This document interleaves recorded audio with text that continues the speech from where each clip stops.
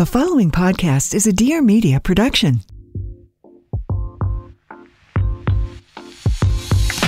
Hi, it's Mariana, and welcome back to the Life with Mariana podcast. In this episode, I'm joined by Trinity Mouzon-Wofford. She is the co-founder and CEO of b0d. It's a Brooklyn-born health and beauty brand powered by superfoods. b0d creates products ranging from latte blends to superfood masks that look good, taste good, and help you feel like your best self.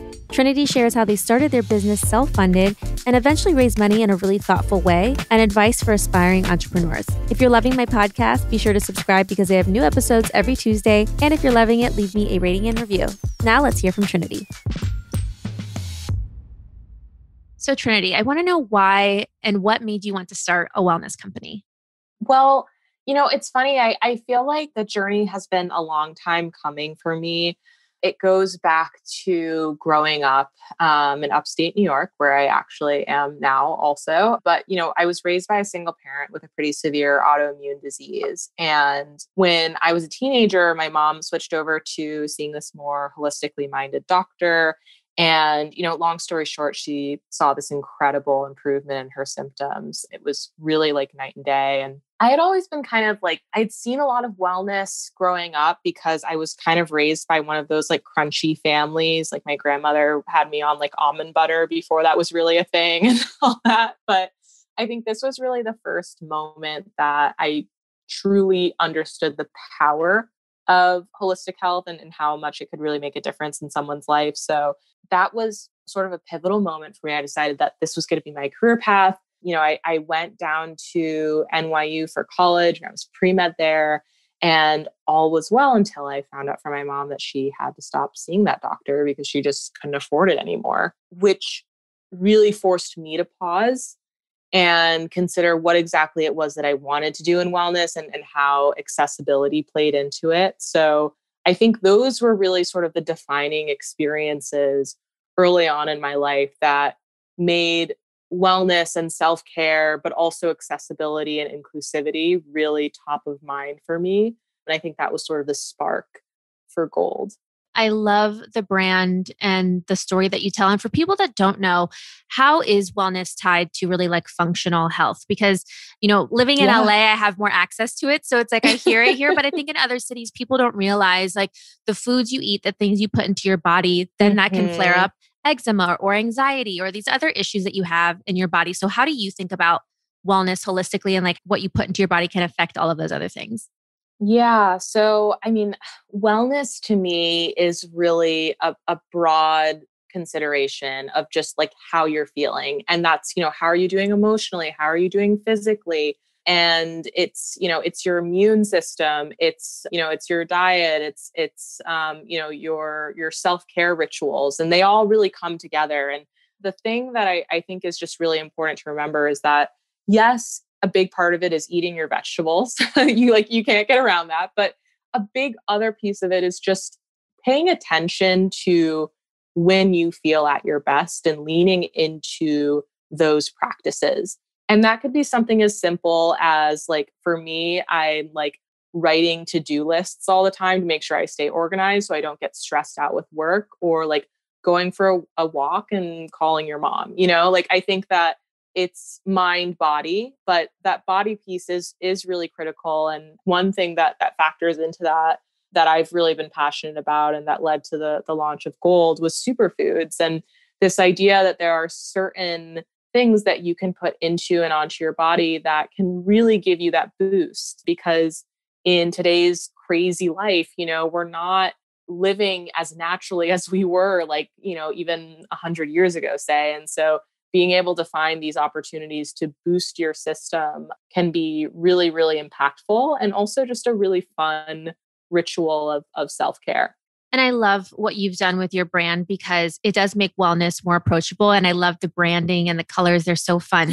But that's where you are now in your career. But what was the first job you had out of college? Because it's not where you start, it's where you finish. And I think a lot of people think like, when I graduate from college, I have to have my dream job and like start my dream company. But oh my gosh, there's so many steps to get to that point first. Yeah, definitely. So I had a funny situation in that, all through college, I was pre-med. I was planning on going to med school. And then all of a sudden I wasn't. And so I graduated with this psych degree and no idea what to do with it. And so I kind of fell into a marketing career. I heard that startups were like the fun place to go work. And so I ended up getting a job at this tech startup in New York. And my official title was like customer development, which basically is sales, like cold calling people.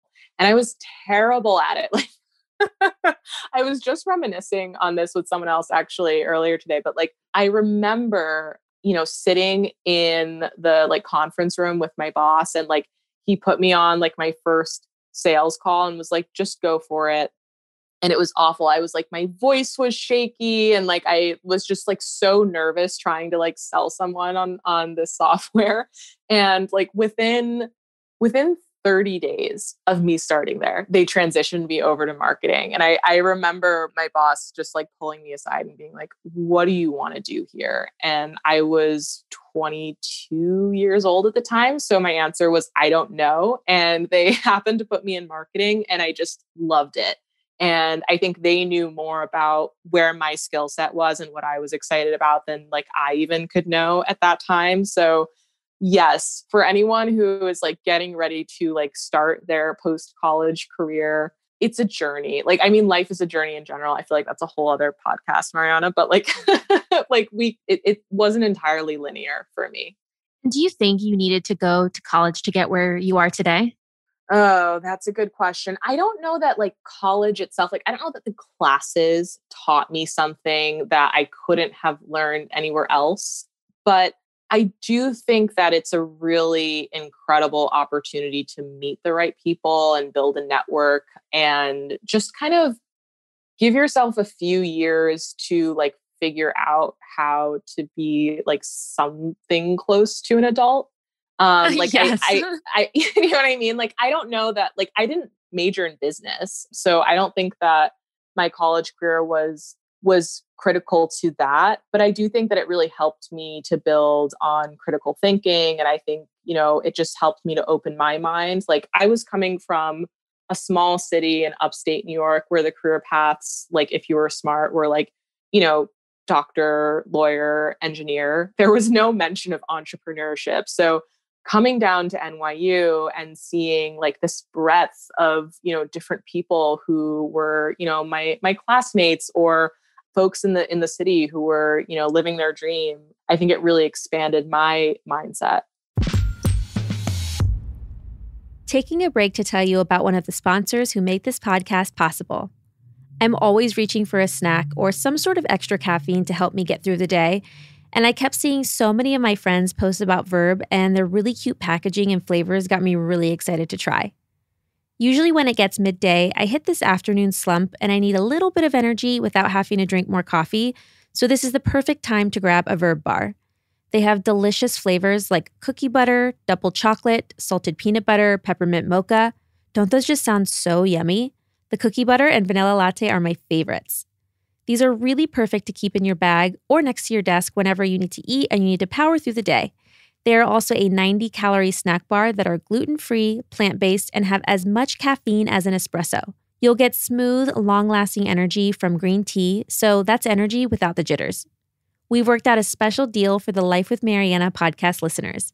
Receive over 50% off their best-selling starter kit, and this is a great way to try any of their delicious flavors. Go to verbenergy.com/life or use my code LIFE at checkout to claim this deal. That's verbenergy.com/life, LIFE, and this discount is only valid for their starter kit. Now let's get back to the episode. And when you were working at that job, that's when you started also working on your brand.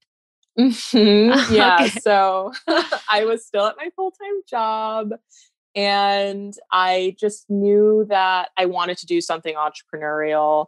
I knew that I wanted to spend more time with my partner. I wanted to do something creative. And so we started working on it. Yeah, definitely. We were still at our full-time jobs. And I think it must have been at least a year of just working on it before it ever even launched. And how did you manage having a full-time job and a career and starting a company all at the same time? Because there are sacrifices that have to be made when you're trying to do both. I remember some of my friends were kind of annoyed with us at a certain point because we were like, we can't hang out. We're working on our superfood business. And they were like, what are you saying? Like, you're going to like show up on Instagram and sell superfood powders? Like, they totally didn't get it. And I feel like there were like some hurt feelings at times when we were like, I'm sorry, we're busy. We can't hang out this weekend. So there are always sacrifices. In the end, people come around, they get it, they understand it. And I think they really respect you for making those sacrifices. But I think it's definitely fair to assume that like in the early days, you're going to get a couple of raised eyebrows. And for the people that just have a hard time starting, because I feel like the beginning phases are just, taking that leap of faith is really difficult. What advice do you have to give for aspiring entrepreneurs who just don't even know where to start? I think that one of the things that doesn't get said enough is that there's no rush. And I think there's so much culture right now pushing around entrepreneurship and like launch your business and like be like the youngest person to do this and do that. And, check all these boxes off of accomplishment as if like we all need to like do everything that we could ever hope and dream of by the time we're 40. And I think it's unfair. It's unrealistic. Like, I think that if you feel ready to launch something, then do it. And you'll know because it will just be like bubbling up inside of you and you won't be able to keep it out. Like you'll just have to get it out there. But if you're still thinking about it and you're still figuring it out, I think that's okay. Like, I think that like oftentimes we have this sense that we need to get out there ASAP because otherwise someone else is going to like steal the idea and like do it first. But business is like 1% idea and 99% execution. So even if someone does come up with your idea and launches it before you, you will still have the same opportunity to get out there and do it the way that you were going to do it. And they were going to launch anyways, and you were going to have to find your space with them. So I think there's something to be said for not rushing and not creating unnecessary stress around these like timelines that are completely arbitrary that like we all set for ourselves. I have a friend who's working on a brand and she's meant to had launched like for months now. And she's so stressed. Like, I really want it out. And I'm like, for what? I'm like, it's a direct to consumer brand. You don't have any retail orders. There is literally no rush in launching. Launch when it's ready. Don't launch prematurely and then not be prepared for what might come because you only get one chance to launch. And if you upset your first few customers, that could be worse than just waiting a few months down the line. And nobody even knows the brand is coming anyway. So it's not like you're disappointing people. But I love that because I think on social, you do see like 30 under 30 and next 20 and 20s. And I remember like, even when we launched Summer Fridays, I was over my 30s and I was like, well, I guess we'll never be in any of the 30 under 30 lists. And I'm like, that's not a bad thing that we didn't make this list and that we started this, which we're still young. So it's like, we're still early in our careers, but I see these lists and I remember seeing a meme, something like, let's find like the next like 50 over 50, because there are amazing people doing great things. And I think Shark Tank is so inspiring to me when I see like a grandma come on and she retired and came up with a great idea. So I love that. I think that's great advice. Question about manufacturing. So at the beginning, how did you even figure out how to work on the product, suppliers, manufacturers? Because not coming from that background, it's kind of just like a guessing game. It's such a guessing game. And it's such a system of like, learn, make a mistake, learn again, make a mistake. Like I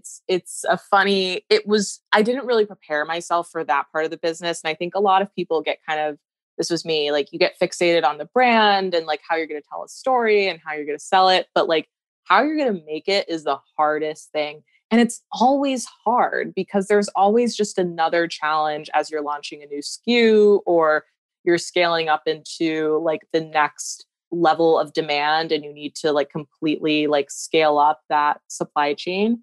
But so when we first started, it was just myself and my partner, and we were doing everything ourselves, even the manufacturing. So we were manufacturing the product by hand. We just had like one turmeric latte blend that we were mixing up. We would like, source all the ingredients, mix it up, pack it into the bags, and just sell them, and ship them out ourselves. It was like the humblest beginnings.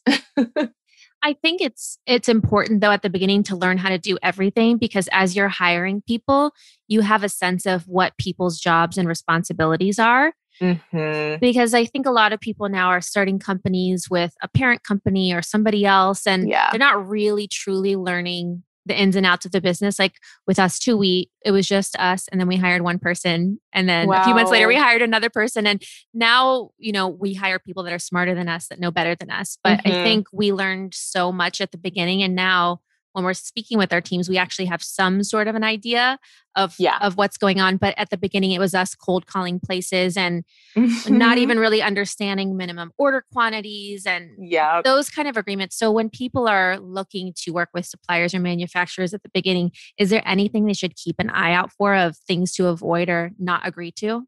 Yeah, I mean, I think that you definitely need a good lawyer who can look over any contracts. If there are like contracts that need to be signed, like don't sign anything without just like giving it a very thorough read, ideally from a professional.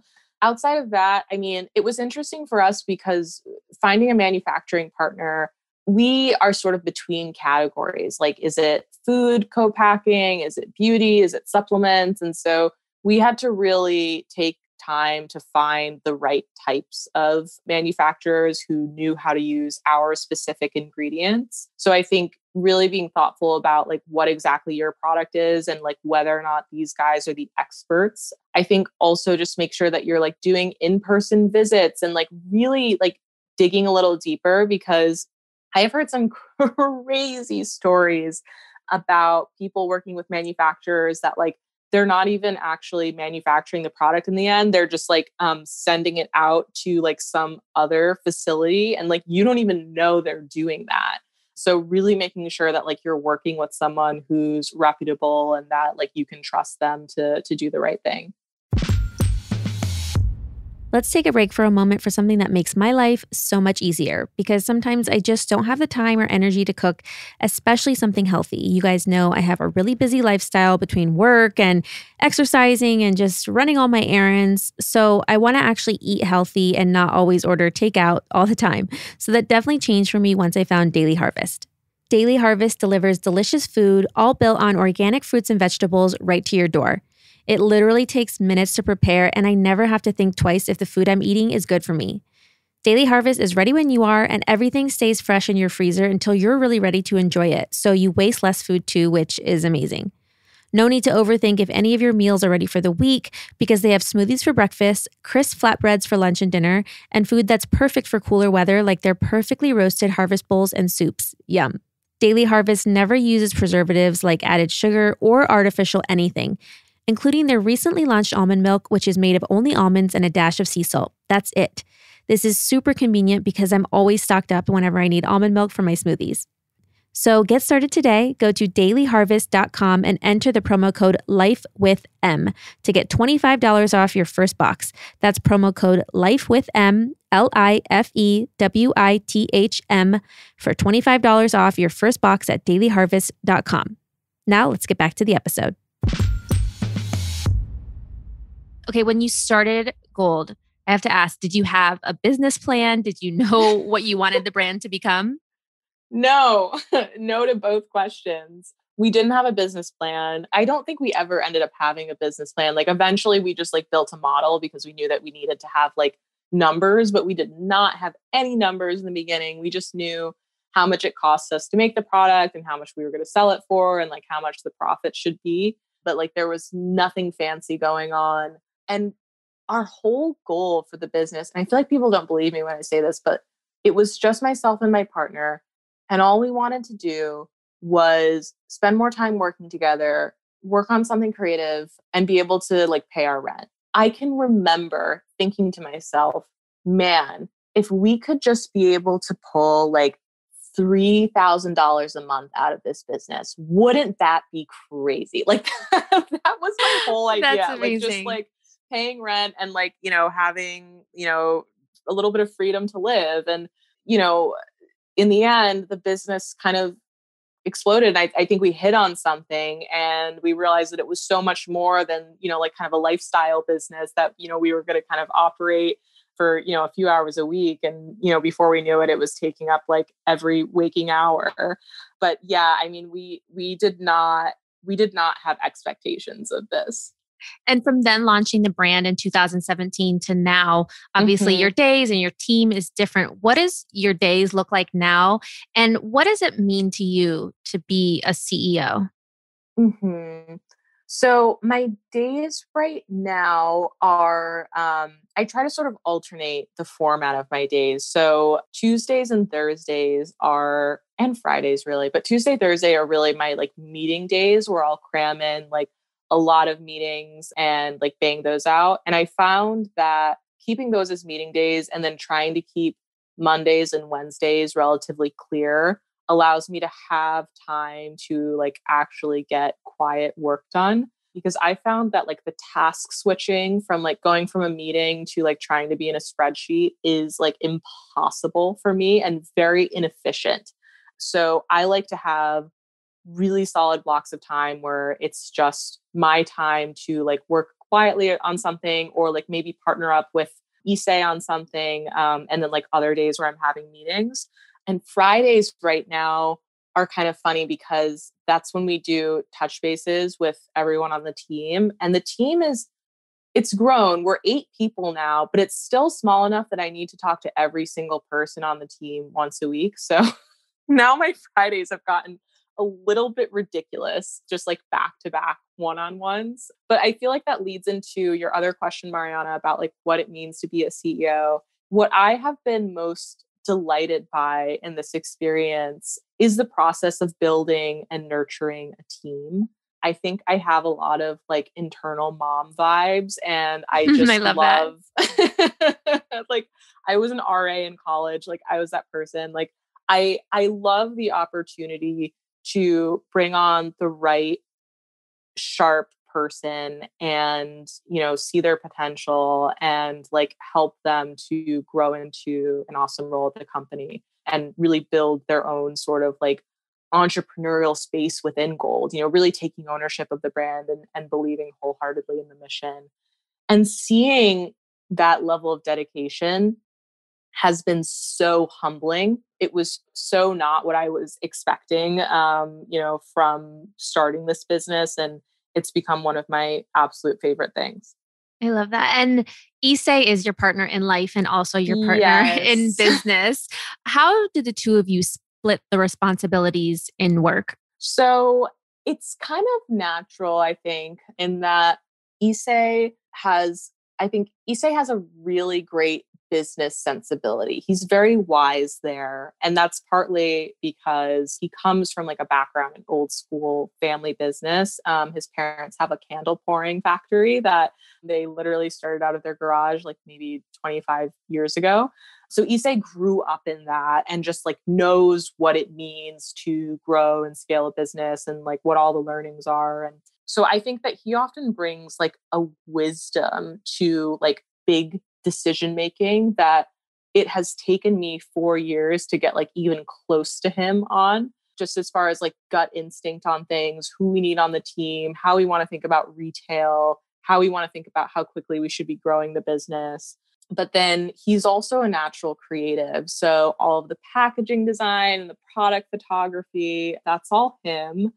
And then on my end, I think that I am definitely the communicator. So I would say that I lead a lot of the sort of like team communications. I do the investor pitching. I do the fun stuff like these podcasts. I think that I end up doing a lot of the communication and like the execution. So it's not like as cut and dry as like, okay, Issei's creative and Trinity's like CEO. I think we really make almost all of the big decisions together, but the way that our brains work, I think it like works really nicely, just like kind of what we're bringing to the table on like making those decisions. Let's pause for a moment to talk about wellness. Are you trying to figure out which vitamins to take each day, but you're not really sure where to start? Well, then Care of is perfect for you. The first time I ordered Care of was in 2017 because I had no idea where to start or what to take, but I knew I wanted to take making vitamins a part of my daily routine. Care of's in-depth online quiz asks you questions about your diet, lifestyle, and health concerns to help you address your specific wellness goals. And their holistic online quiz is like getting a one-on-one consultation with a nutritionist without even leaving your house, so you can really get that personalized, tailored approach to your unique health needs. You can follow their expert recommendations or just adjust your pack at any time, because what you get is totally up to you and you're getting really high-quality products meets personalization. And all of Care of's products are formulated with good-for-you, clean ingredients that are backed by science. So as the seasons change, we want to focus on refreshing everything from small daily routines to your lifestyle and health goals, because bettering yourself isn't just for January and New Year's resolutions. There are also small, impactful ways to be more sustainable every day. Switching from bulky bottles to Care of's compostable vitamin packs are a simple way to practice a more eco-friendly mindset at home or on the go. So if you want to try Care of, get 50% off your first order at takecareof.com and enter code Mariana50. Again, that's Mariana50 for 50% off your first Care of order at takecareof.com. Now let's get back to the episode. You just spoke about like fundraising. What was the process like for you of starting the brand? Were you self-funded at the beginning? Yeah, we were totally self-funded for the first 3 years. We didn't know anything about investors. And so we just started and then a year in or so, people started to reach out to us and saying, hey, have you ever raised money? Can I invest in the business? And so we started having those conversations, and we just felt like we didn't need that at that moment. I felt very much that the brand was in its infancy, and I was still very early on in my own career as a founder. And I wanted more time to understand what we were building and how we were doing it. And so we didn't end up raising money until we raised like a super teensy tiny like friends and family round in early 2020. And then it wasn't until now, basically, that we're like probably raising like a little bit of a larger round. But we've kept it really, really tight and just been very focused on, only bringing in like folks onto the cap table that we're really excited to have around. And then if people don't know, first of all, you are a CEO of a company. You are building your company externally, selling products. You're building your business and brand internally with your team, and you're raising money all at the same time, which each of those things alone is like full-time dedication to that. Yes. And so I think people don't realize, because they don't see you. You're not posting every day, like meeting with an investor today. Like that's not what people see, but it's a very tedious and time-consuming process. And in the process of raising money or even going to retail, do you find have you found that people didn't take you seriously because of your age? Yes. I feel like people don't take me seriously because of my age. They don't take me seriously because of my race. They don't take me seriously because of my gender. I feel like I have like a triple threat on that. But no, I think it's tough to get out there. And oftentimes you're talking to investors who have never run a business before. And so they can only kind of crunch the numbers through the lens that, they're looking at. And sometimes like you just don't have that alignment. And so it's interesting. I've learned to be very quick to pick up on anything like that. And if I feel like the direction that an investor is like pushing me in ideologically doesn't line up, then hey, it's not a fit. No harm, no foul. Usually like they end up passing and I don't have to like excuse myself from the conversation. But I think it's important to not just be excited because someone wants to give you money, because they're not giving you money. They're exchanging capital for a meaningful stake in your business, and sometimes a board seat, like I think sometimes like that like power dynamic gets a little bit flipped. And I think it's important to remember that as an entrepreneur, you have the business and you have the opportunity for them, and it needs to be mutual. Yeah. And I think for people that don't know, an investment is not a gift. It's not free money. You're selling them a portion of your company at this amount, and then you owe them that money back at least, if not times a multiple or something on top of that. So it's really essentially a loan. And then at some point in time, you have to give them this chunk of money back. And it's also like a marriage. Mm-hmm. So you have to like really want to, be legally bound to this person. But if you're going through these processes of raising money, running a business, going to retail, what do you do to feel more confident if you don't feel like you're experienced yet in a certain area? I think that I got a lot better with experience. I don't know how many investor pitches I've done at this point, but it's got to be like in the hundreds. And I think at a Wow. certain point, you just know how to tell your story. And I think you just get more confident in who you are and who you're not, right? I mean, it's the same thing as like growing up and you're like a teenager in high school and you're trying to fit in and you're wondering, well, should I say this? Should I be like that? I think you go through the same phase, or at least I did in my business of an investor tells you that like you should be the next blah, blah, blah. And you're like, oh my gosh, maybe I should scrap everything. And I think like with experience, you just get a little bit more certain of yourself. But in the meantime, the power pose works. Do you do the power pose like before No, I like don't a know what this scary is. call? Okay, so you stand up and I think there are a few different power poses. So I don't know, like maybe people who are listening are going to tell me I'm saying this wrong, but like you like stand with like your hands on your hips and you kind of just like take up space. And I've seen like AOC do it and I've like heard about it before just in general, but like literally just checking your posture and making sure that you're not hunched over, you're not making yourself smaller, that you're really there with confidence. And this is so much easier now that we're doing everything virtually because no one has to like see you do this in the hallway. Just having a moment to like pump yourself up and make sure that your body language, even if the other person's on a phone call and they can't see it, they will hear it. So making sure that your body language is representing like how you want to come off in that meeting. Lauren, my partner, I guess her power pose would be like a pair of heels. And even if we're at home on Yes. Zoom, she'll put on jeans and a pair of heels just because for her, it makes her feel more confident and more powerful in whoever we have to speak to. So whatever that power pose is, you like figure out the thing that makes you feel more confident, even if it's virtually, which I am really bad at because I'm just like in yoga pants all day. I don't have like a top on, but I'm like comfortable in my house, but I need to like incorporate some of these things. So I think a lot of people see people on Instagram, on social and in press, and they aspire to be a founder or start their own company, but it's not as glamorous as it looks online. So what are some of the misconceptions you think there are about having your own company or being a brand founder? I think one of the biggest misconceptions is that things happen quickly because it always looks like they happen quickly.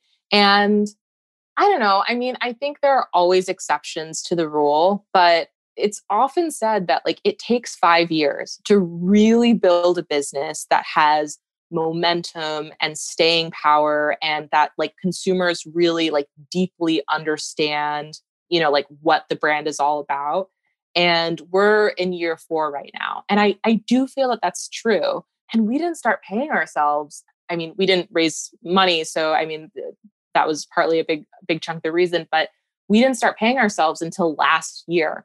And I was I was telling an entrepreneur this earlier this week. She's like getting ready to launch and she was wondering like, how long does it take to pay herself? And I think when I said like, yeah, we just started paying ourselves, I think she was horrified. But it does just take a really long time to hit the milestones that seem to happen instantly when you're looking, out like through Instagram at like what seems to be happening. So I think just like having patience is really, really critical. I think the paying yourself part is important to share because I think people assume like, oh, you start a company, you're instantly rich. And that's definitely not the case. Yes. With each, incoming money, you're placing more purchase orders, you're hiring maybe one more person to help grow the business. So there's other better uses for those funds than paying yourself at the beginning. And so for a while, like your employees are making more money than you are. For sure. Which is like, I think such a misconception of starting a brand. So it definitely takes some time, especially even to become profitable. It takes a little bit of time. Yeah, definitely. So something exciting that recently happened for your brand is you launched at Target. Yes. which is, I feel like Target is just truly the best place. I cannot go in. I am the meme that I I know. walked in for toothbrush and walked out with like a TV because I will throw everything in my cart, stuff that I don't even need. So what was it like for you to see your products on shelf for the first time? Oh my God, it was so magical. We did Target's accelerator program in 2020, pre-COVID. So we, flew out to Minneapolis and spent time with the team there.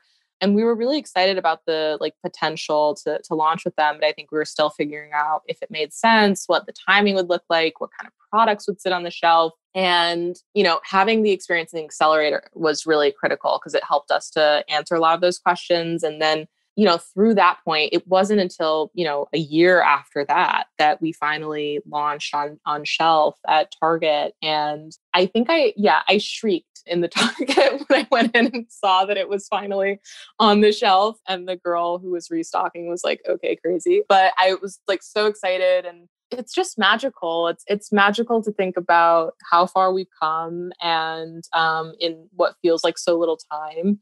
I'm just very excited about how this partnership takes our opportunity and our mission to make wellness more accessible to the next level, because now we can truly be discovered by almost anyone.